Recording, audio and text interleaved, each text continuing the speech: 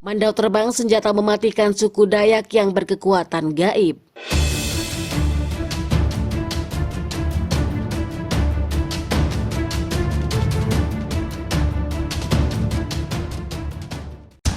Halo Sobat Rebaners, dimanapun kalian berada, gimana kabarnya? Tanpa basa-basi langsung saja simetriskan posisi, jangan lupa ngopi, kencangkan celana dalam. Selamat menonton dan cekicrot. Panglima Jila yang menyerbu pasukan musuh di garis depan meningkatkan agresivitas dan menggunakan serangan mematikan. Pasukan Australia yang awalnya sok jago karena didukung oleh 3 negara besar dengan kekuatan militer yang canggih menyerang Indonesia dengan penuh keyakinan. Suku Dayak yang sebelumnya mengirim prajurit hantu di garis depan bergandengan dengan TNI saat ini mengirim pasukan susulan yang dipimpin oleh suku Dayak sendiri. Suku Dayak punya senjata mematikan berupa mandau terbang. Senjata ini dipercaya memiliki kekuatan gaib. Mandau terbang merupakan senjata tradisional yang disertai ilmu kanuragan dari suku Dayak di Kalimantan. Mandau terbang telah digunakan oleh suku Dayak secara turun-temurun. Mandau pada dasarnya merupakan senjata tradisional berupa parang panjang yang digunakan oleh masyarakat suku Dayak. Sementara mandau terbang yaitu senjata tradisional tersebut yang digunakan oleh orang yang memiliki ilmu kanuragan. Tokoh adat Dayak Bakal Simon Depong menjelaskan, mandau terbang memiliki kesaktian yang luar biasa.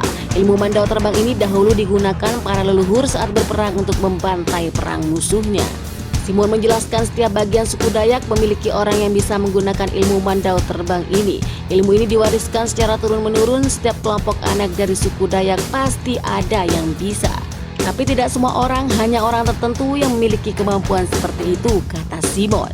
Kemudian menjelaskan ilmu ini disebut mandau terbang sejatinya bukan berarti senjata mandau yang terbang, melainkan pengguna mandau yang tidak terlihat.